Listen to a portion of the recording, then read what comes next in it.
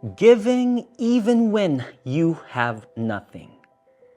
Gaya ng kwento sa Bible tungkol sa isang biyudang nagbigay ng 50 sentimo, ang tanging halagang meron siya. Ganito rin ang dinanas ni Margie. Kasabay ng pagpapagamot ng kanyang anak, kinailangan niya ring tulungan ang kapatid na naaksidente. Kaya nagpatong-patong ang bayarin ni Margie. Kulang pa ang pera niya para sa pambayad sa bills, pero ng oras na ng pagbibigay sa simbahan, inihulog niya ang tanging perang hawak niya. Alam kasi ni Margie na ang lahat ng bagay ay nagmula sa Panginoon at marapat lamang na ibalik ang para sa Kanya. Dahil tapat ang Panginoon sa Kanyang salita, hindi niya pinabayaan si Margie.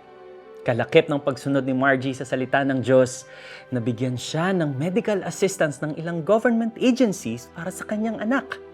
Bukod pa rito, biglang nagkaroon ng malaking pagpapala ang kapatid na dati niyang tinulungan.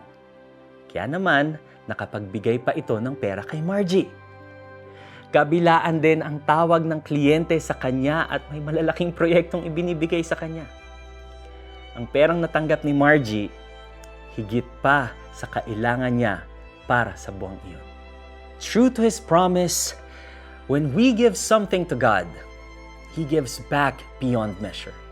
Kaya anuman ang pinagdadaanan mo ngayon, subukan mo si Lord. You may be struggling financially, but your heart wants to give to God's ministry, then go for it. Makikita mong tapat siya sa mga taong sumusunod sa Kanya. Let's pray. Panginoon, thank you for this reminder na ang lahat ng bagay ay nanggaling sa inyo. Kaya marapat lang na ibigay ko ang para sa inyo. Make me a cheerful giver kahit sa mga panahong parang wala na akong kayang ibigay. Gusto ko pong maging tapat sa inyo. In Jesus' name I pray. Amen. Consider donating to God's ministry by clicking the heart button in the Tanglao app and become a part of CBN Asia's ministry, proclaiming Christ and transforming lives. Tinawag ni Jesus ang kanyang mga alagad at sinabi sa kanila, "Sinasabi ko sa inyo, ang inihandog ng biyudang iyon ay higit na marami kaysa inihulog nilang lahat. Sapagkat ang lahat ay nagkaloob ng bahagi lamang ng kanilang kayamanan.